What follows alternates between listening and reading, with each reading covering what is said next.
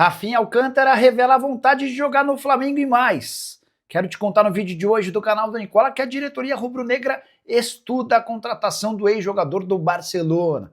Bora falar também sobre Memphis Depay na mira do Santos Laguna, o mesmo clube que cobrou 41 milhões de reais na justiça contra o Timão. Já o Palmeiras pode abrir, entre aspas, 4 pontos de vantagem em relação ao Flamengo em caso de vitória contra o Juventude. No vídeo de hoje do canal do Nicola também falo sobre o São Paulo, com novidades importantes em relação a contratações. Para completar, tem ticket médio no Galo, impeachment no Santos, as últimas no mercado, sábado decisivo na Série C e muito mais.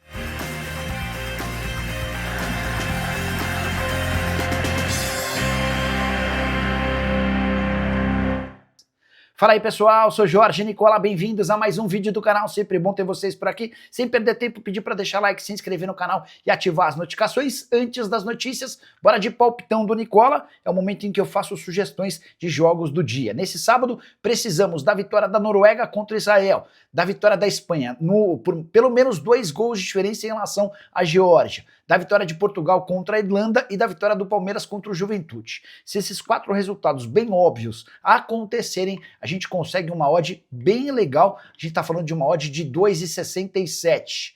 Para pegar o bilhete pronto e fazer sua fezinha no valor que quiser, é super simples, estou deixando o link no comentário fixo. Você clica e faz seu cadastro na mais antiga parceira do Nicola, do canal do Nicola, o bilhete vai aparecer pronto e você faz a fezinha no valor que quiser. Combinado?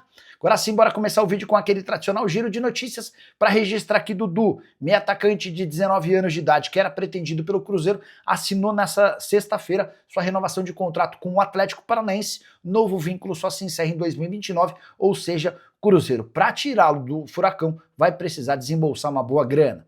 Bora falar agora sobre o sábado de decisões na Série C. A gente tem apenas um time garantido no acesso, na Série B, a Ponte Preta. Outros 7 que seguem vivos na competição terão seus destinos definidos ao longo do sábado. São 4 partidas, todas marcadas para 5 da tarde. Teremos num grupo C, a gente tem hoje no grupo C, o Londrina como líder com 9 pontos, o São Bernardo com 6, o Floresta com 6 e o Caxias com 3. E o Londrina, que é líder, recebe o vice-líder São Bernardo. O empate garante o Londrina na Série B e também como finalista. Se ele perder, ele corre o risco de não se classificar.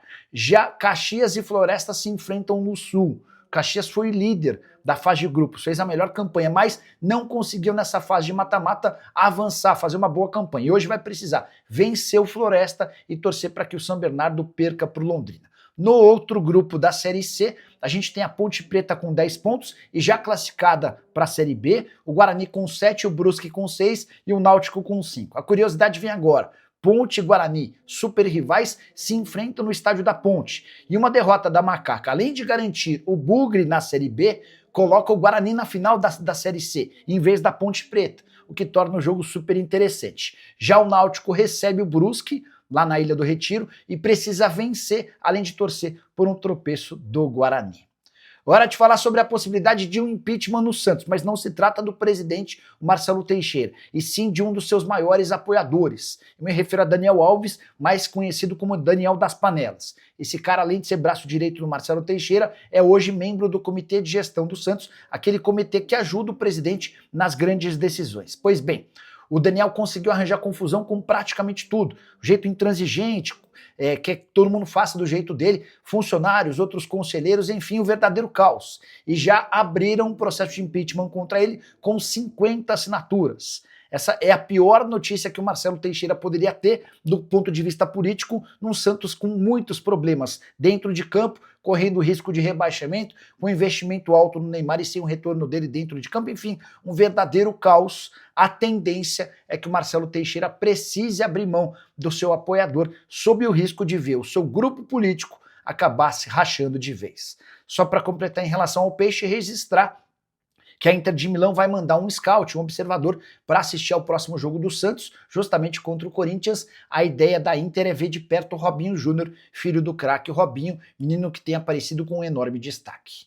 Hora de falar sobre o Clube Atlético Mineiro. Você sabia que o Galo levou 25 mil pessoas para o jogo contra o Sport, certo? O que você não sabe é que para conseguir esse público, o Galo precisou conceder uma série de descontos, além de ingressos de graça, que fizeram com que para essa partida o Galo tivesse o quarto menor ticket médio da Série A. Vamos lá. A receita do jogo foi de R$904 mil.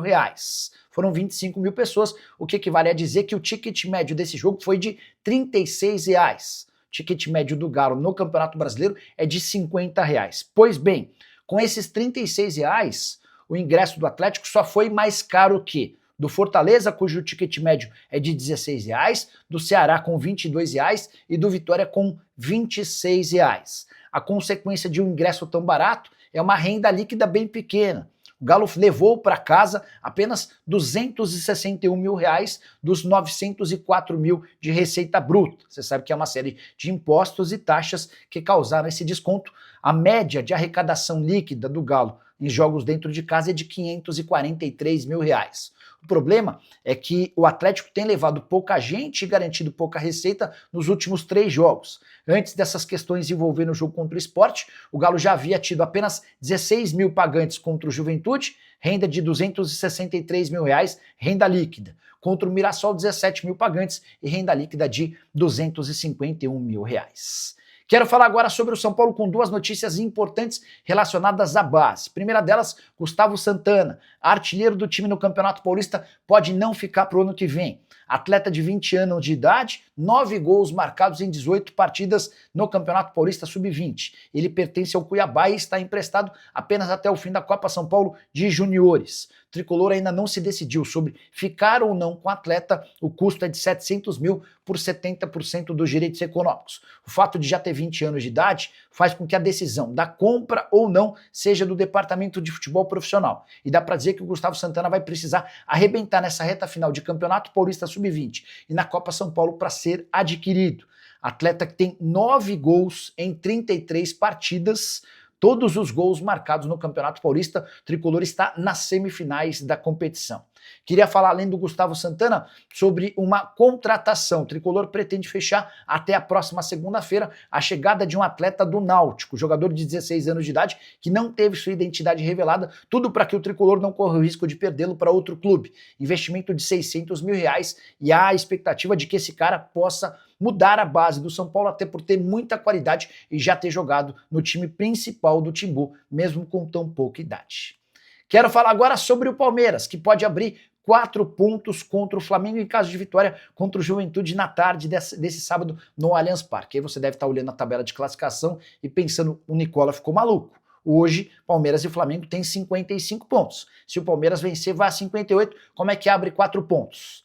Me permitam fazer essa brincadeira, é que hoje o Palmeiras já tem uma vitória a mais do que o Flamengo, 17 contra 16.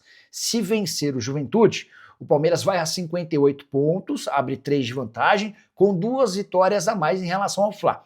Isso significa dizer que para que o Flamengo seja campeão, vai haver a necessidade do rubro-negro em tirar 4 pontos, fazer 4 pontos a mais do que o Palmeiras daqui até o fim do campeonato. Restariam ou restarão 12 rodadas. Isso porque o Flamengo não vai ser capaz de se igualar em pontos ao Palmeiras e se sagrar campeão pelo número de vitórias a menos. Importante lembrar que essa vitória contra o Juventude nesse sábado é fundamental para as pretensões do Verdão, até porque no dia 19 de outubro eles se enfrentam no Maracanã e até uma derrota do Palmeiras para o Flamengo manteria o Alviverde na primeira colocação.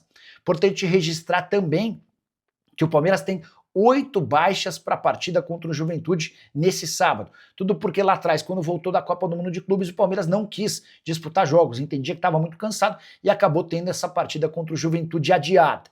O jogo se tornou absolutamente decisivo e os maiores problemas estão no campo ofensivo.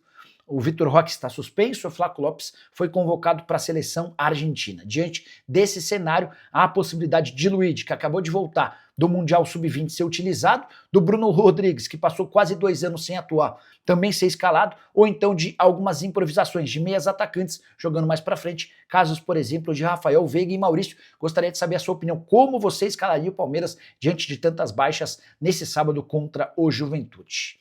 Hora de falar sobre o Corinthians, com uma história para lá de maluca.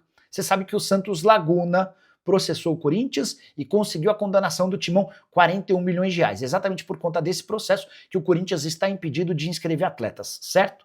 Pois saibam que lá no México e aqui no Brasil começou a especulação de que o Santos Laguna quer contratar Memphis Depay.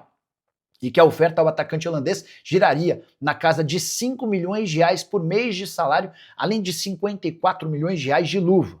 O que dá para imaginar que no Santos Laguna o Memphis Depay teria um salário superior aos 6 milhões de reais de custo que ele tem hoje no Corinthians. Importante registrar que o Santos Laguna não pretende pagar qualquer compensação financeira ao Corinthians pelo negócio. A expectativa do Santos Laguna é de que o Memphis consiga uma rescisão de contrato de forma amigável com o Timão para se mudar para o México. Pois bem, antes de Santos Laguna e Corinthians se degladiarem por conta dessa questão da compensação, é importante dizer que o Memphis Depay não tem nenhuma intenção em trocar o Corinthians pelo futebol mexicano. Ele já havia sido procurado pelo Pachuca, também com uma oferta financeira bem interessante, e recusou. A ideia do Memphis é continuar no Corinthians até o fim do contrato, na metade do ano que vem, ou então voltar para o futebol europeu. Como ele tem bastante dinheiro a receber no Corinthians, são, além de todos os salários, 17 milhões de reais atrasados, que vão ser quitados somente até fevereiro do ano que vem, a tendência é que o Memphis fique por aqui até a metade do ano, quando vai aguardar por propostas do futebol europeu. Como o vínculo dele está perto do fim, a partir de janeiro, inclusive, ele já pode assinar um pré-contrato para sonhar em voltar para o futebol europeu. Memphis Depay, que nessa data FIFA marcou mais um gol pela seleção do seu país. Ele começou o jogo contra a Malta na reserva, entrou na etapa final e definiu o placar por 4-0. Já são 53 gols marcados com a camisa da Holanda. Hora de falar sobre Rafinha Alcântara, meio atacante com passagens por Barcelona, Inter de Milão, PSG. Ele quer jogar no Flamengo e mais. Rubro-negro discute a possibilidade de contratá-lo. Quero trazer todos os detalhes a partir de agora. Começando pela entrevista que o Rafinha Alcântara deu nessa semana ao Charla Podcast. Rafinha estava fazendo uma avaliação da carreira e disse que para que ela fique completa falta voltar para jogar no Brasil, mais especificamente no Flamengo, seu clube do coração. Rafinha contou que por ter um pai vascaíno, Mazinho, jogador de futebol campeão com a seleção, ele e o irmão Thiago nasceram num ambiente de vascaínos, e eram meio que vascaínos. Até que um dia, com 7 anos de idade, ele foi assistir a um Fla-Flu e entrou no campo, no gramado do Maracanã, ao lado do Júlio César, goleiro do Flamengo. Desde então, ele e o irmão dele se tornaram rubro-negros. Não dá para dizer que são fanáticos, mas são torcedores do Flamengo. E o Rafinha deixou bem clara essa vontade de jogar no Fla. Pois bem, antes mesmo dessa entrevista, o nome do Rafinha já havia sido sugerido ao Fla. E Felipe Luiz e José Boto, os homens que comandam o futebol do Flamengo, discutem os prós e contras, a possibilidade de fazer com que o Rafinha seja uma peça útil dentro do elenco do Flamengo para 2026. Rafinha está livre no mercado, tem enorme talento, mas conta contra si com um histórico de lesões pesado. Foram 4 cirurgias que o tiraram dos campos por pelo menos 2 anos. Importante registrar também que o Rafinha não entra em campo desde 13 de maio de 2024, quando ainda defendia o Al-Arabi.